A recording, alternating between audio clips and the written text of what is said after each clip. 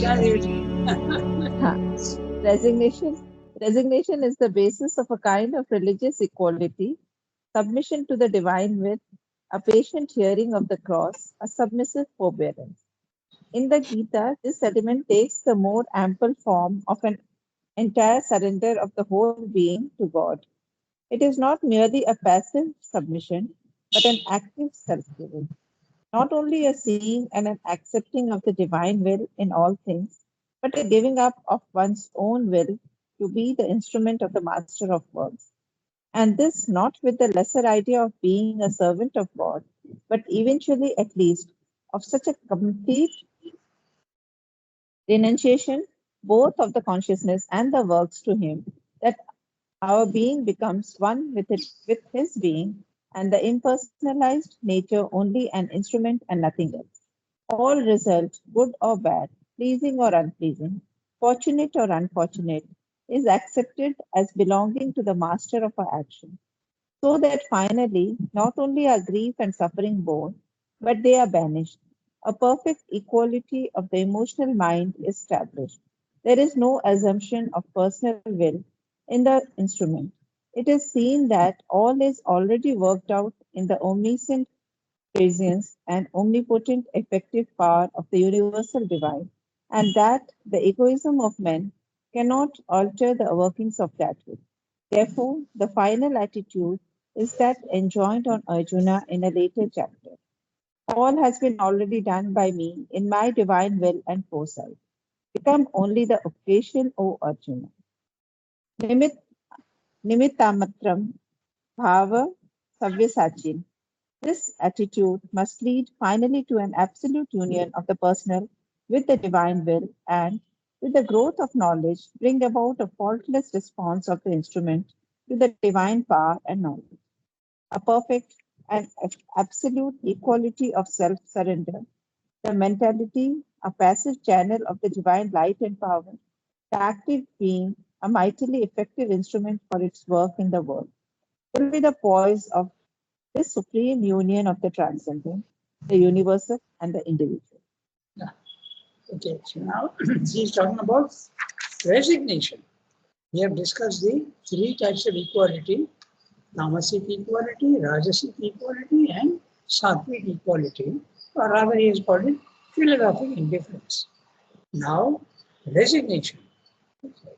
Resignation also is some sort of equality only, because you are resigning yourself to the divine will, and whatever comes to you, whether pleasant or unpleasant, you don't react. You accept it, okay, with calm quietness. So if that means you are equal, okay, even if you are not equal and you react, you accept it what comes. So resignation is some sort of equality also. So they are also saying that in the very first sentence. So we'll read each sentence. Rangada, Yes. Rangada, this resignation is not tamasic equality. It can be tamasic and equal, active also. That's exactly, we will see that. Shem is making a distinction. Passive submission and active self-giving is a good question, and he is dealing with it.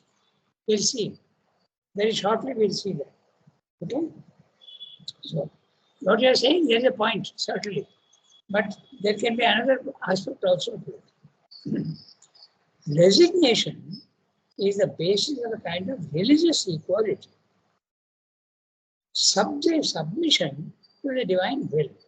Even if I suffer or I don't like what's happening, still I accept without protest. Or even if I protest, I will accept. Resignation is based on a kind of religious equality. Submission to the divine will. A patient bearing of the cross. Now that's a symbol. The cross is the symbol of suffering in the world. Okay? So, whatever suffering comes to you, you bear it patiently without being disturbed too much. In the beginning, as you know, there is a tamasic equality, rajasic equality. You do suffer, but you fight it actively. And then finally, you have sattvic equality, which very calmly, quietly, without disturbance, accepts whatever is coming to you, pleasant or unpleasant. A submissive forbearance. Forbearance is capacity to bear without reaction. In the Gita, this element takes the more ample form of an entire surrender of the whole being to God. Now, in the Gita, so what Pallavi remarked, okay, is now being discussed. Okay? The entire surrender to the whole being of God. It is not merely a passive submission, but an active self-giving. There you are. Okay? So, in religious equality, resignation can be tamasic. You very calmly, quietly, not very calmly, even if you are disturbed, you accept what the divine is doing to you. But no reaction. So therefore it is tamasic. But if there is a reaction and you try to fight it, that's a rajasic equality. But here it is different. You are not only accepting what the divine is giving you, but you are actively surrendering to yourself.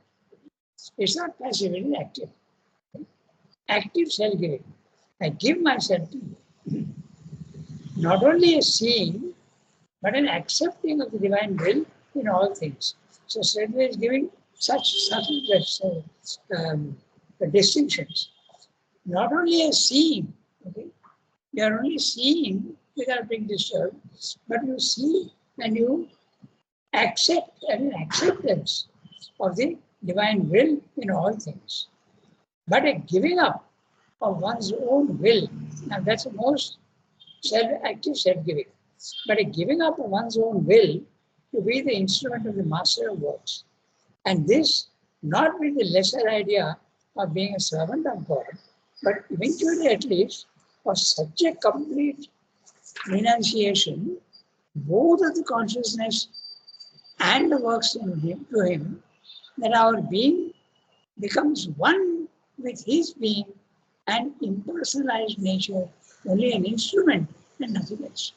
So we'll have to look at this very carefully.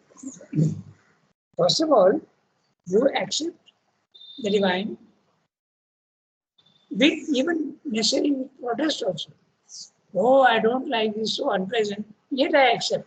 That's one way. Or you don't protest too much, but you accept calmly, without reaction.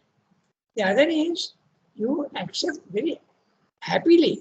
Even the unhappy things that are coming to you, you accept, oh, this is a divine will, and surely there is an intention in it. So I accept very happily.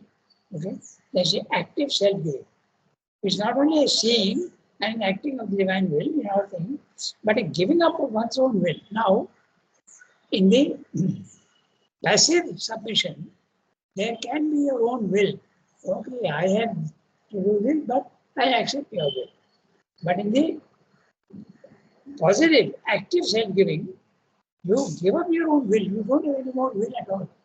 The divine will is making you dance to his own tune. Okay? So, I'm putting it in that way, but it's not something negative. It's a very, very happy condition to be a slave, the divine slave. So, Rangada, yes.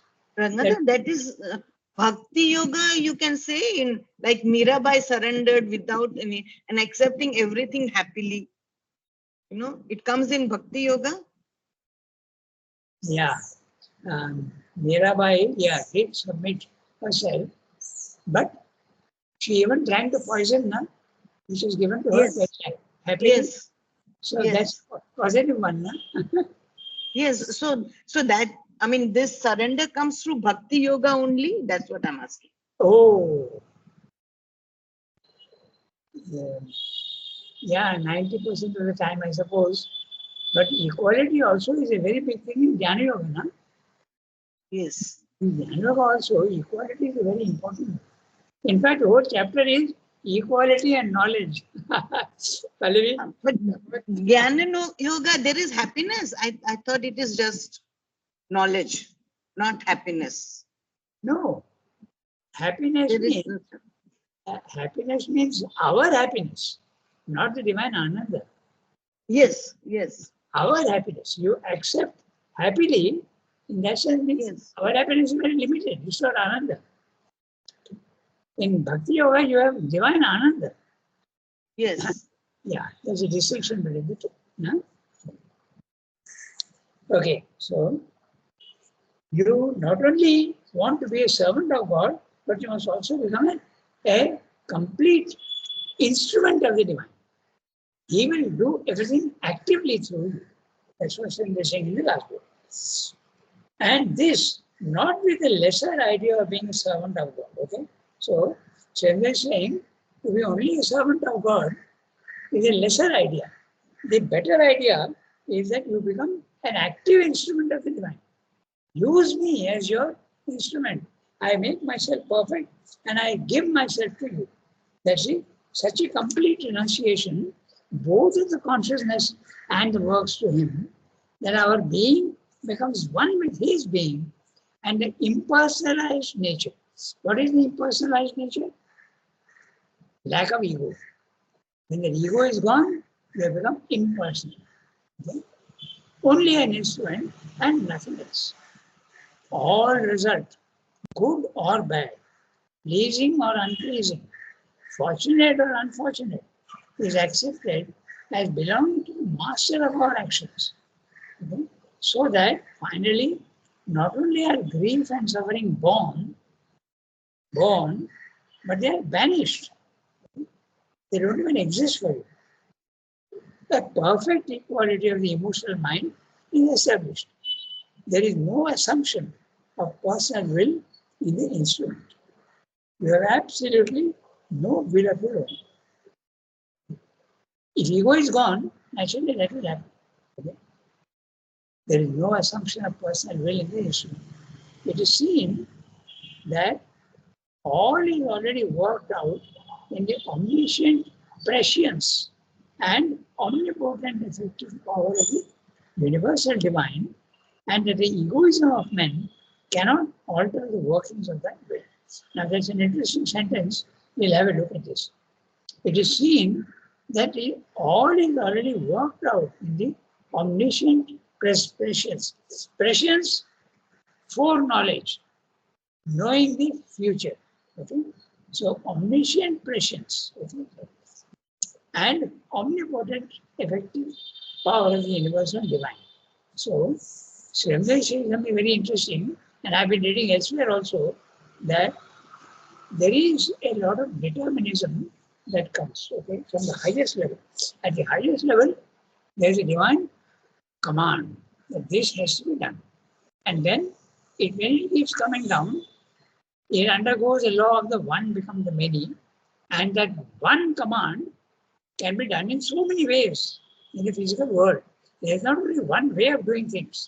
Okay? That is there in all industry also. When the manager says, I want this done, if you put 10 people on it, they all do the same thing. The result will be the same, but they do it in a different way. So, when the divine is saying this has to be done, there is a command. But when it comes down, the one becoming the many possibilities come in. So, sometimes there can be small variations. For instance, very clearly, I can tell you about Srirando, okay? He said that unity must and will be achieved in his 15th August message. But the exact form of the unity is not important. The important thing is that the unity must be emotional, not necessarily political. So that's exactly what's going to happen in India. Pakistan, India, Bangladesh, Sri Lanka, emotionally, there will be no difference. But politically, it will remain different. Okay? So the exact form of unity is not important. Okay? So you can see how unity can be achieved in so many different ways. So although there is an omniscient prescience, okay, that means there is a divine command is there. Your whole life is fixed in this way. Okay? Those who can see the future can often see there what is going to happen to them because they have fixity. Okay? And it gets done. So, what is the use of your will? Your individual will is nothing. That's exactly what's in this. Okay? There is no assumption of personal will in the instrument. It is seen that all is already worked out in the omniscient presence. Mother also made a comment on that. She said in 1920, she said, India is free. Not that India is going to be free. She said India is free, 1920. Okay? But when she is seeing, she is not seeing the physical world. She is seeing the spiritual worlds above. There, the deed is done. But it takes time for it to manifest in the physical world. So, Srimlo's message that the unity will be achieved, it has taken more than 75 years and it is not yet been done. Okay? So, there are variations there. Exactly the same thing also said about the supermind. When someone asks, how will the supermind act and what will be its nature and all that, Srimlo said, the only thing that is certain is the supermind will definitely be operative in the physical world, but how it will be, there are infinite possibilities. The supermind itself being infinite, its effects in the physical world also can be infinite. So we can't forecast. So that's what is being said here, very clearly. You know what's going to happen, but it can happen in several ways. There is no assumption of personal will in the instrument. It is seen that all is already worked out in the omniscient prescience and omnipotent effective power of the universal divine, and that the egoism of men cannot alter the workings of that will. Therefore, the final attitude that is enjoined on Arjuna in a later chapter, all has been already done by me in my divine will and foresight. Become only the occasion, O Arjuna. Nimitta matram bhava. Sabdi sarche. This is in chapter 11, verse 33. So, I'm reading out that to you for those who know Sanskrit a little bit. Like, Tasmat tvam uttishta yasho labhasva jitva shatrun bhukshva rajyam samriddham maya eva ete nihata purvameva nimitta matram bhava sabhi sacham. Chapter 11, verse 33. So, all this has already been done there. So, we don't see that and we only see all the possibilities and we go on worrying about it. But if faith is there, then you will accept the divine will very, very happily and with full faith. This attitude must lead finally to an absolute union of the personal with the divine will. The personal will can be there, but in those who have realized the divine, the personal will merges into the divine will. It becomes one with it. Okay? With the growth of this attitude must lead finally to an absolute union of the personal with the divine will.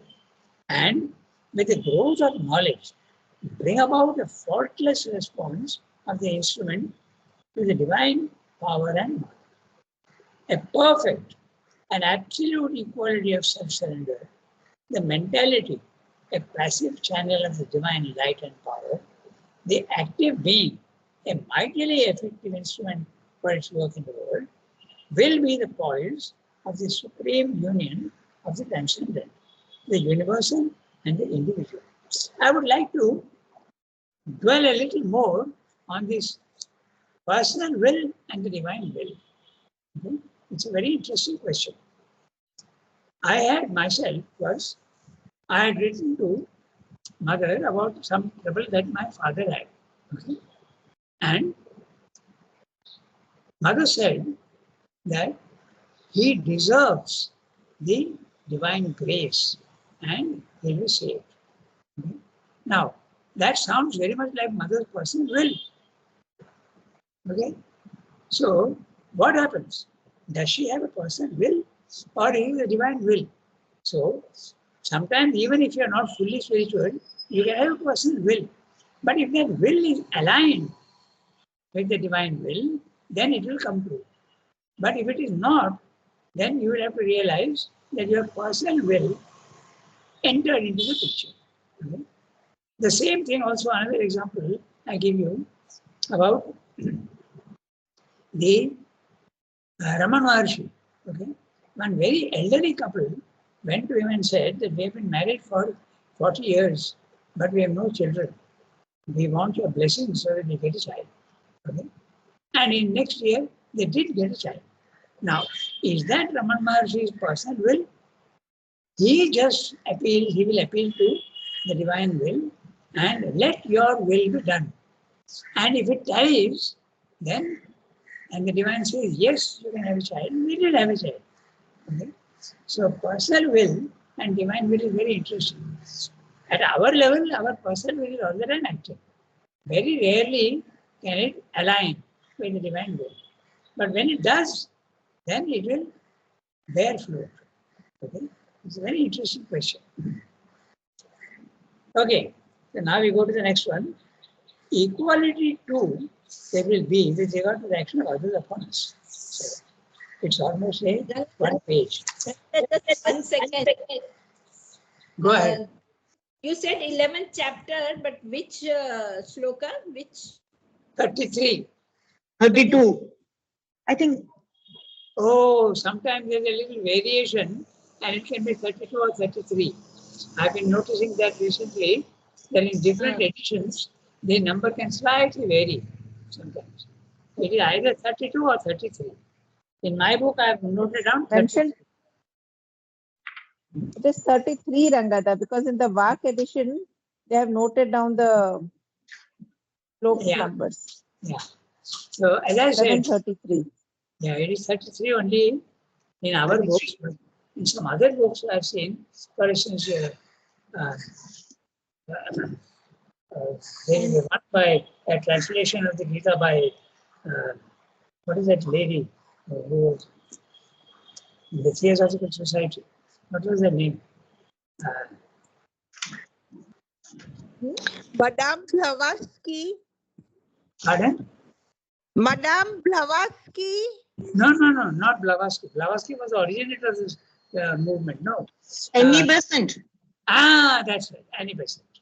So in Annie Besant's book, the number is slightly different. And Rangana, one more question. I forgot the meaning of Sabyasachi, how it is coined. I forgot the meaning. Sabyasachi? Oh, Sabyasachi is left-handed. Sabya is Sachin is pulling the bow. Okay? Yeah. Okay. Sachin is to pull the bow. So Sabyasachi, left-handed archer. That's what it means. Okay. Thank you, Rangana. Sabya is left. Okay. I didn't know that. Yeah, that's why.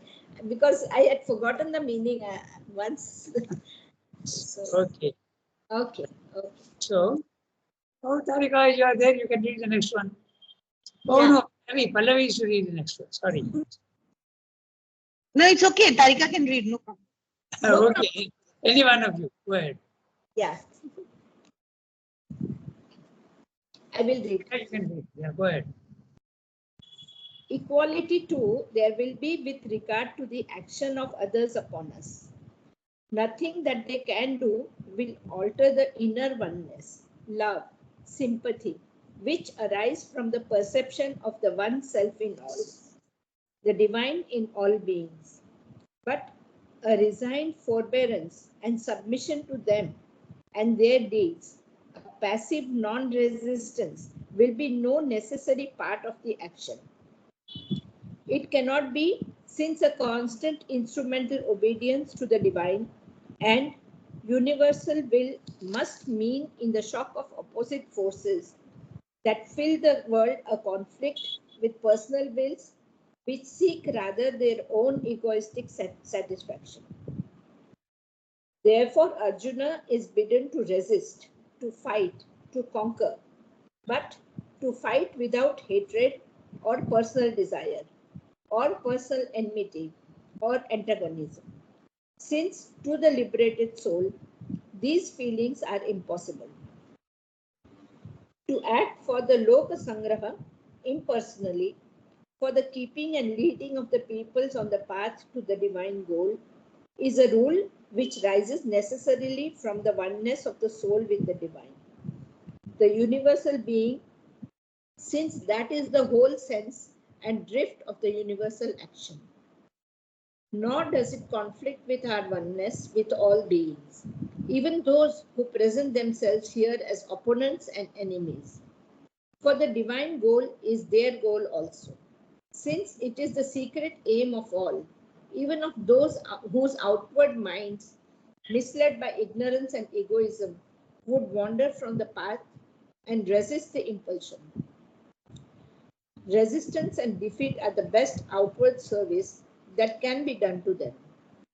By this perception, the Gita avoids the limiting conclusion which might have been drawn from a doctrine of equality impracticably overriding all relations and of a weakening love without knowledge, while it keeps the one thing essential unimpaired. For the soul oneness with all, for the heart calm universal love, sympathy, compassion, but for the hands freedom to work out impersonally the good. Not of this or that person only, without regard to or to the detriment of the divine plan, but the purpose of the creation, the progressing welfare and salvation of men, the total good of all existences. A very interesting chapter. Okay, so paragraph. So we'll have a look at what he said. We have got about 12 minutes. We'll see whether we can finish it. Equality too, there will be with regard to the action of others upon us. So first, in the previous one, we have discussed the action of nature and God on you. Okay? When God is sending you things through nature, He never sends anything directly unless it's grace. Grace is there, but the grace also is channeled by legal, lawful means. Okay, He always follows the law. The divine doesn't interfere directly in the physical world. He does it always through His deputy, which is nature. Okay, so that's a very important thing. So, equality too, there will be with regard to the action of others upon us. Someone comes and gives me a blow, I have to bear it. Someone comes and gives me a kick, I have to bear it. Someone insults me, I have to bear it. Someone comes and praises me, I must not be disturbed and excited. Okay? So, others upon us. Nothing that they can do will alter the inner oneness, love, sympathy, which arises from the perception of the one self in all, the divine in all beings. Nothing that they can do will alter the inner oneness, love, sympathy, which arises from the perception of the one self in all. Now, this is a very interesting thing. With regard to animals, I've been seeing some videos where very interesting. Suppose an elephant comes charging at you, okay? He's going to harm you. Okay? And if you start running away in fear, he will chase you all the more if you have got fear.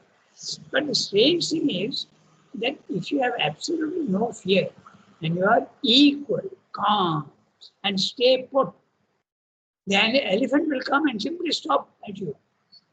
Same thing happens with all wild animals also.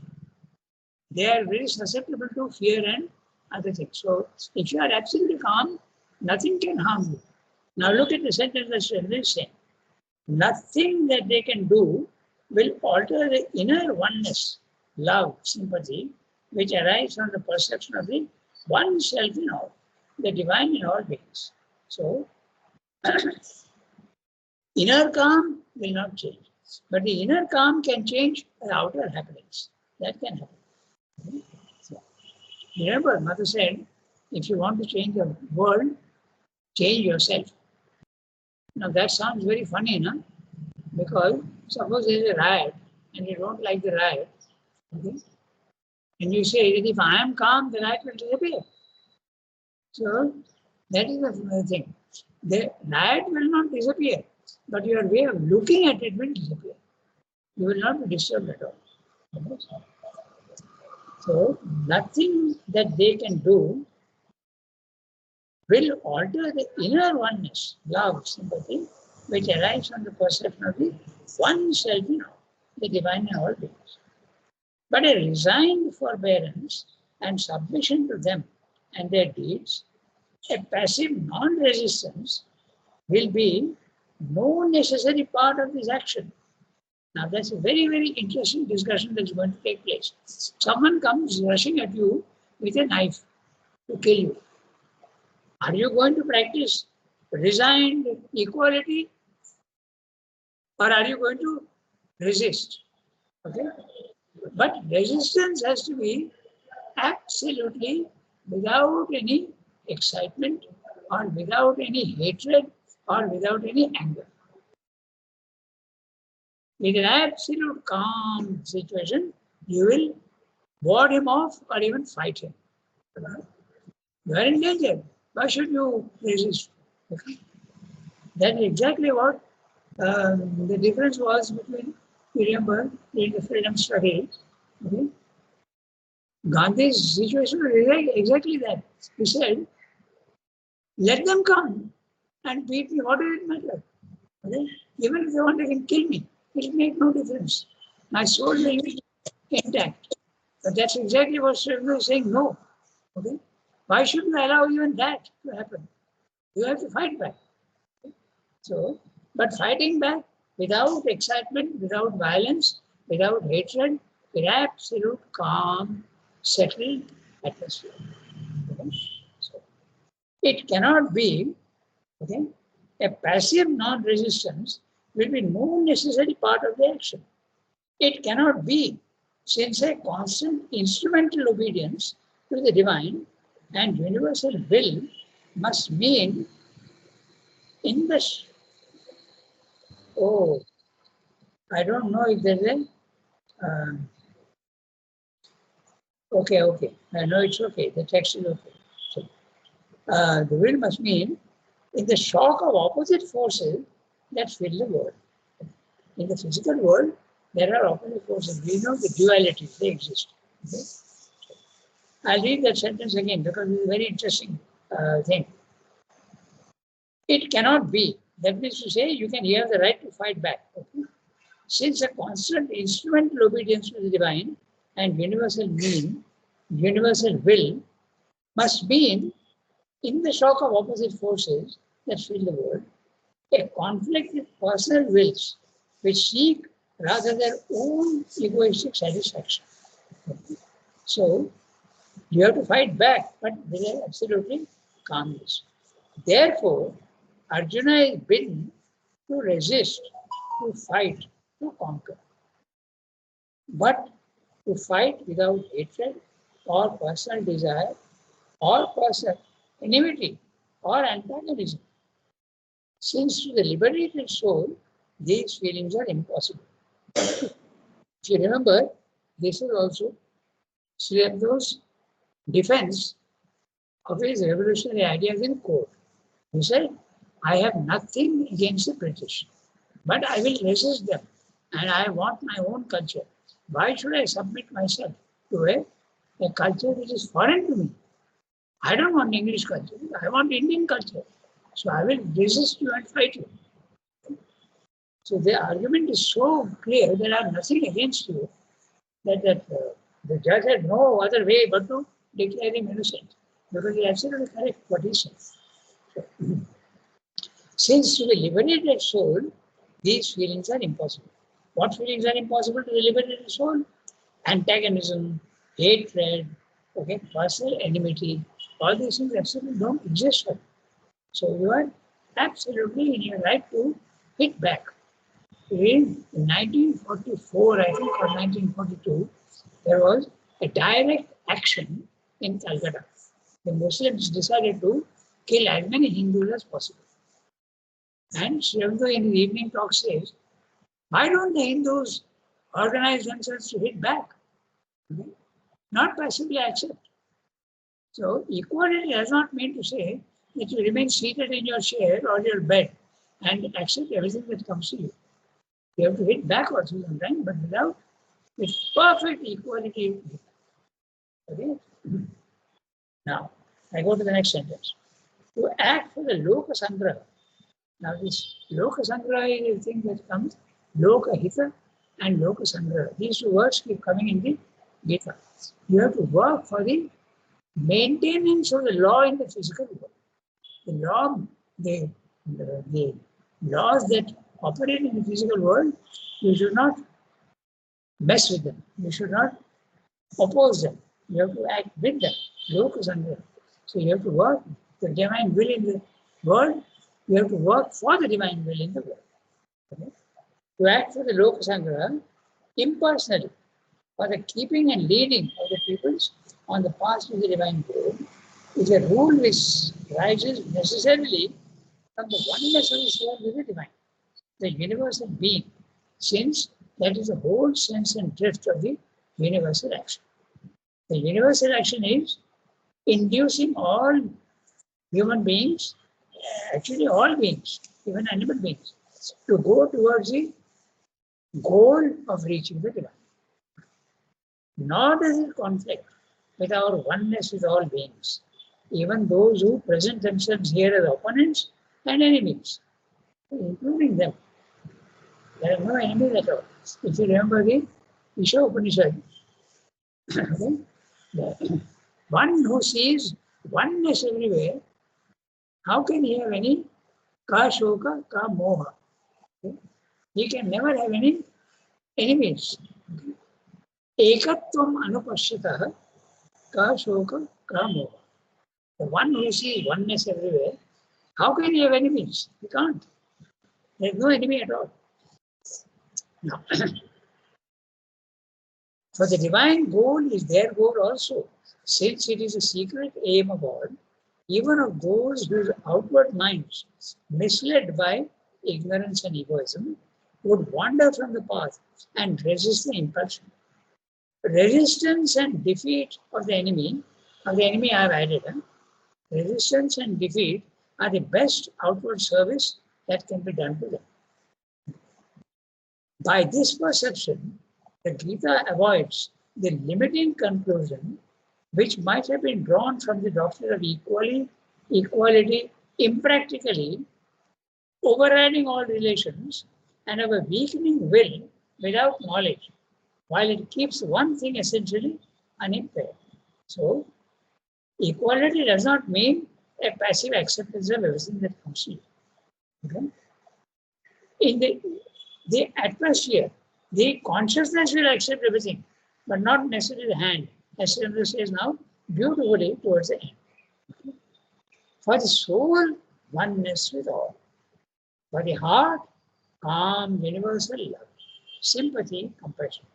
But for the hands, freedom to work out impersonally the good, not of this or that person only, without regard to or to the detriment of the divine being, but the purpose of the creation, the progressing welfare and salvation of men, the total good of all existences. So, wonderful.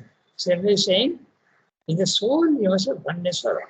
In the heart, you must have universal will and sympathy. But the hands are free to do whatever needs to be done to maintain the divine will in the world. Beautiful. Okay, so we stop here today, 8:40, and next time we'll take up oneness with God. So, this equality, you can see, is not something very simple. Okay? It is quite a complex thing, and you have to. So there are three things here. You must not confuse. There is a soul, there is a heart, and there is a physical being, and all of them.